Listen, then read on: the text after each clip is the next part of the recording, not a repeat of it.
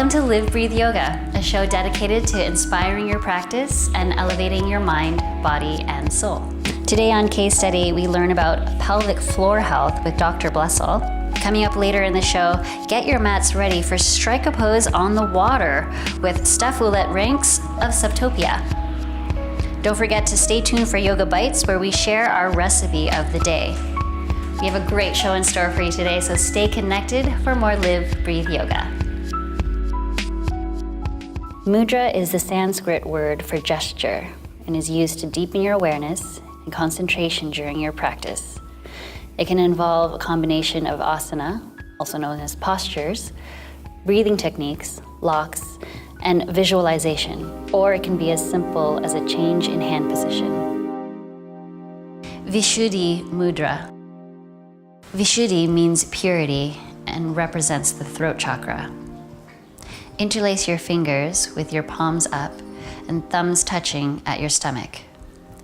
Vishuddhi Mudra will give you space for you to speak your truth.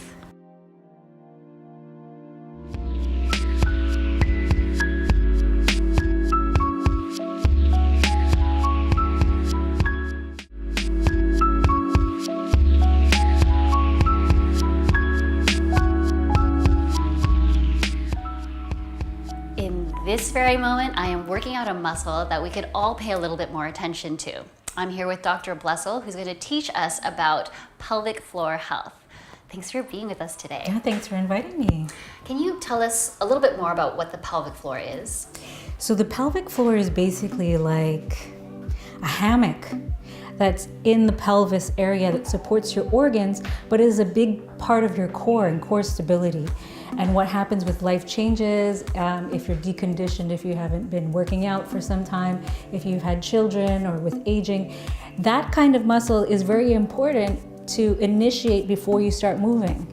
And what happens is when it's deconditioned, then things, medical conditions like urinary incontinence, low back pain, pelvic pain, so this is something that both men and women can find benefit from taking care of. Yes, okay. Yeah. It's like an extension of the abdominals if you think about it. It's the cradle, and then you've got your abdominals that go support all the way to the back like a corset, and then you've got your adductors like the inner thigh muscles. They all support the skeleton. Yeah. So what would you do to keep your pelvic floor healthy? Well, there's some secret exercises that no one would know, like in the beginning, right? She was doing them. And I always say you could start off, sitting on a bolster or a chair. And if you imagine, one type of imagery is to think of your pelvic floor right here as an elevator. So what you could do is you can inhale and exhale, just kind of lift that hammock. If you imagine the hammock is kind of relaxed, if you can kind of create some tension to straighten that hammock and then eventually reverse the doming up towards your belly button.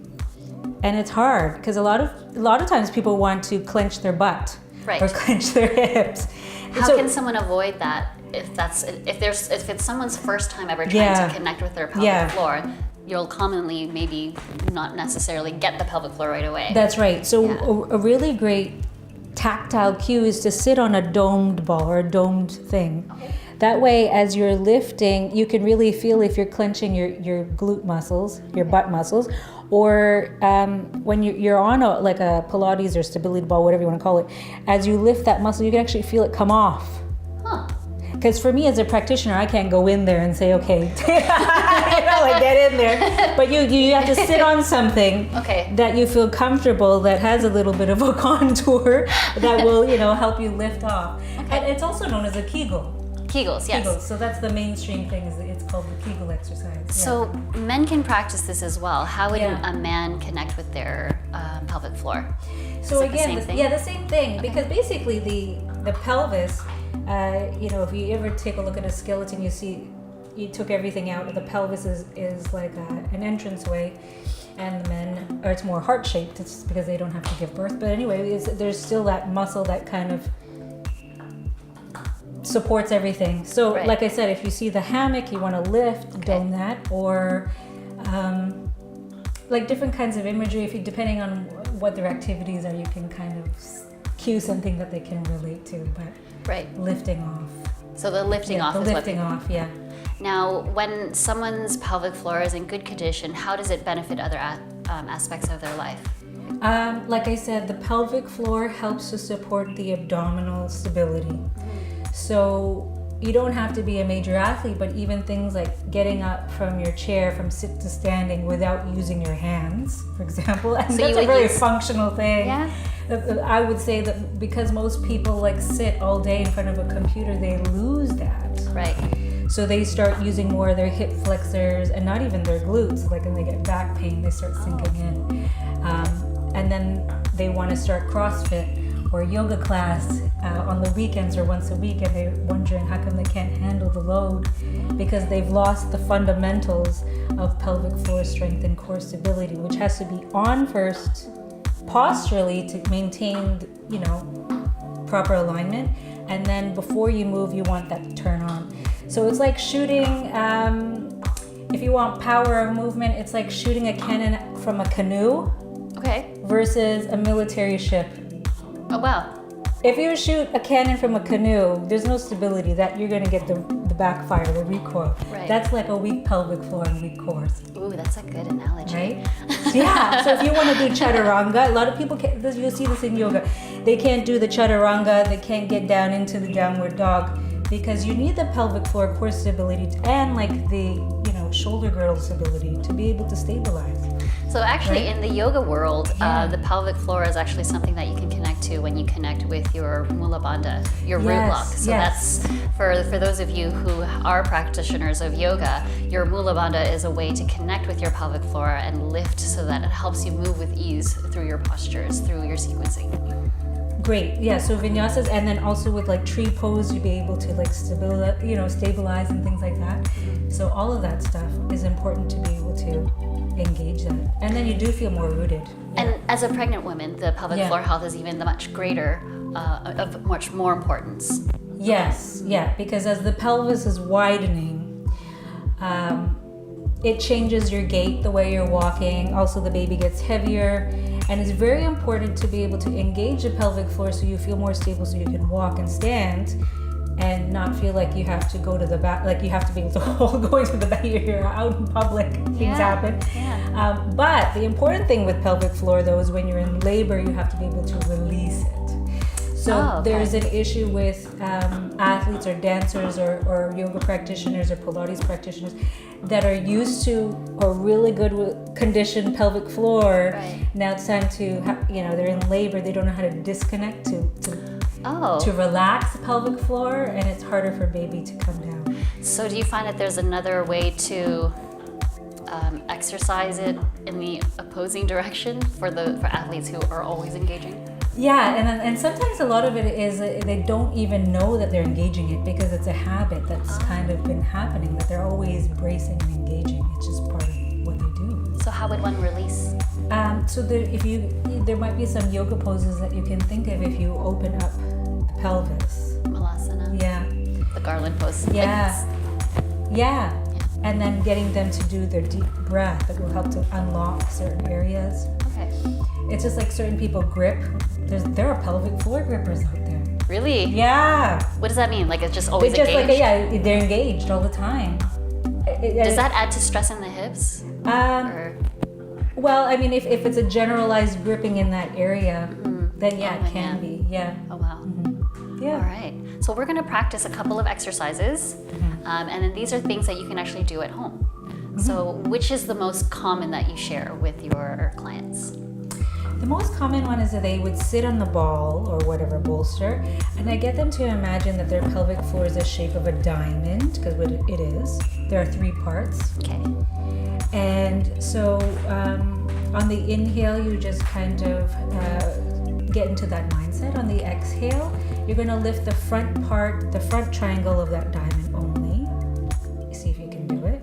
So the front of the diamond is the front of my body? Yeah, it's the pubic bone. Okay. And then the side of the diamond is your hips, and then the back of the diamond is your tailbone. Okay, so if you were to imagine it. Okay. So inhale here. On the exhale, you're just going to lift the front part of the triangle. And then release. Inhale, exhale, the center of the diamond between the two hip bones. Oh, it's hard. It's hard for you. Yeah. And you'll see like that certain parts of the diamond are stronger than others. Yeah. And then let's lift the back part, tailbone to the. I've never separated it before. Yeah. I've always only done the front part. Yeah, and a lot of people just focus on just lift the whole thing, which ends up being the center or maybe the front. Yeah. But the thing is, it's dynamic. So Okay. it's having those three is a great way for you to know what needs more improvement, because that will affect. So if somebody connects with their, or has been connecting with their pelvic floor, but has noticed maybe in this exercise that they only lift the front part, is there a way to strengthen just the opposite side, or like is it just a matter of taking time and The one way is it's a mental practice, a mindfulness practice, so really thinking about that. But there's one thing that actually you showed me is if you lean back, well, we're standing, but we could try it with the sitting. Can you do? Yeah. Like for me, I'm like. So then, yeah, because I was kind of, my shoulders were a little bit forward, so I Yeah. was engaging the front part of the pelvic floor, and then as I rock back, and you could probably practice this at home. Like if you rock forward and back and try to engage your pelvic floor, lift your pelvic floor, you can kind of see the front and the How back. it changes. Yeah. And then just make sure that the front of the hips aren't engaging, because what happens is you shorten the hip flexors. You might want to tense in here to grip in the front of the hips. Right Yeah. here, yeah. Yeah. And then you also want to watch that you're not lifting up with your butt, because that's not it. Yeah, it's not your butt it's cheeks. really hard. Yeah. Yeah. A lot of times people clench in the butt. Separating it. Yeah. Wonderful. Yeah. Well, good luck with your Oh, pregnancy. thank you. Coming up after the break, strike a pose. Stay with us.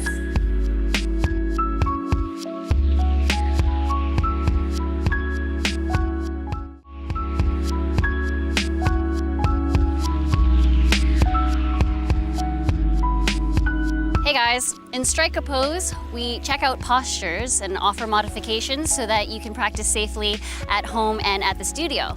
In addition to that, we're actually showing you different styles of yoga that you can connect to.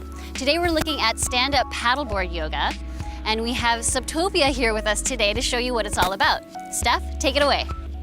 We're gonna inhale and look all the way up to the sky. And exhale, spread your fingers wide, come on down to child's pose. Inhale to tabletop, hands and knees.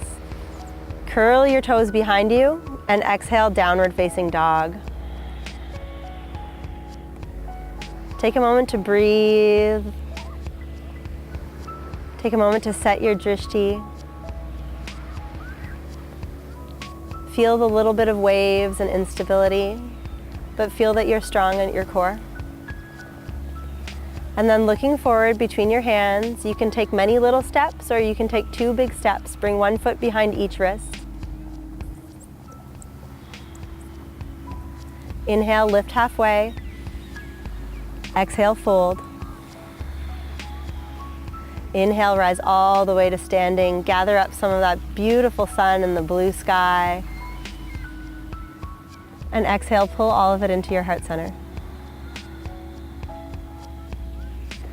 We'll try sun salutation from standing. So inhale, reach up, rise up. Exhale, fold and dive into the lake. Inhale, lift and lengthen. Exhale, ground your hands and step yourself to high plank. Take a big breath in here. And exhale, lower down chaturanga. Inhale, up dog. And exhale to downward facing dog.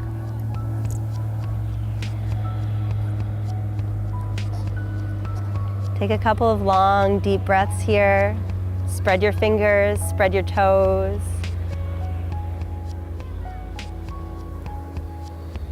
And looking in between your hands, on your next inhale, step 1 foot behind each wrist.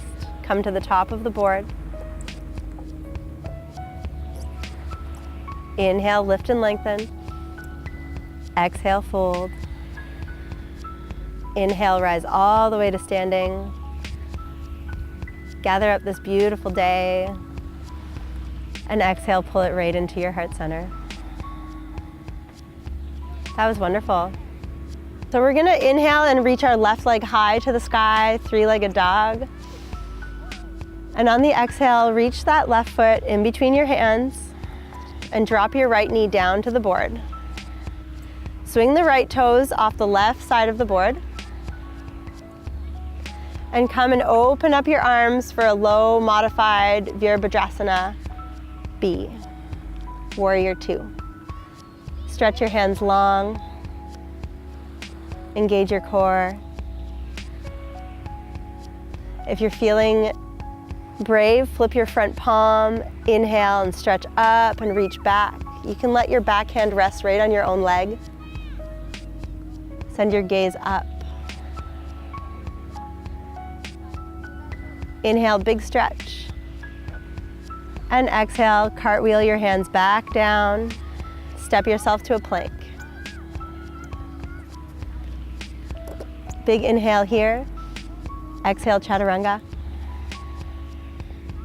Inhale, upward facing dog. And exhale, downward facing dog. You two are such great students. I'm gonna get you to try it standing up. So inhale, reach that left leg high up to the sky, three-legged dog. And exhale, ground that foot in between your hands. Let your back foot ground. Look for the midline with your feet before coming up on the board. And when you feel ready, come up slowly. Stretch your arms long. Look for the horizon. Beautiful. If you'd like to flip your hand and inhale, reaching up high and back. I usually let my gaze be the last thing to lift, because this is one of the tricky ones. You guys are doing great.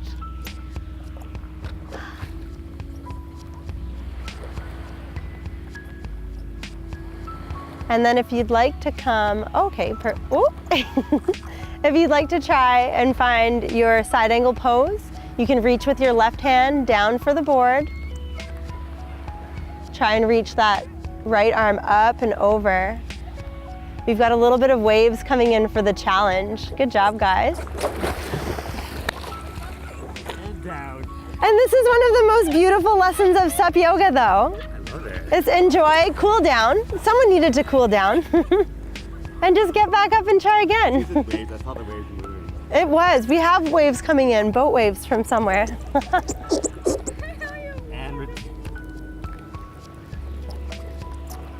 That only happens when you try the hard stuff. So if that shouldn't go for it. comforts you, if you don't go for it, you don't fall in. So try your side angles again. Good job, guys. Again, I let the drishti be the last thing I lift, because that really helps if you keep it down towards the front of the board. Good job. And then bring both hands to the board. Find your way back into plank. Big inhale. Exhale, chaturanga. Slowly. Yes. Inhale, up dog. Look up. And exhale, downward facing dog. Wasn't that so much fun? I want to thank Steph, Lee, and Feng for being with us here today. Coming up after the break, Yoga Bites. Stay with us. Trini, meaning 3.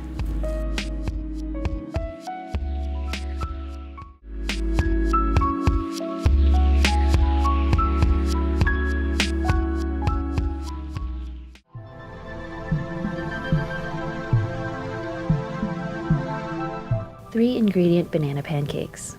This is a quick and tasty breakfast you can whip up in less than 10 minutes.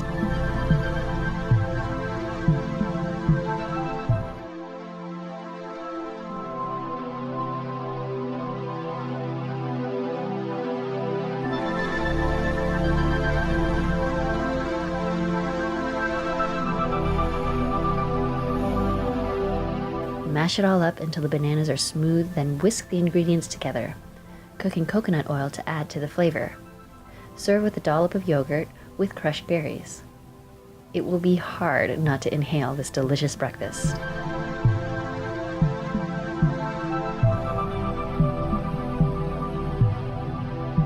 If you have any feedback about our show, maybe you've experienced stand-up paddleboard yoga, feel free to connect with me on my Facebook page at k.yoga. Thank you for watching. Stay tuned next week for more Live, Breathe Yoga. Namaste.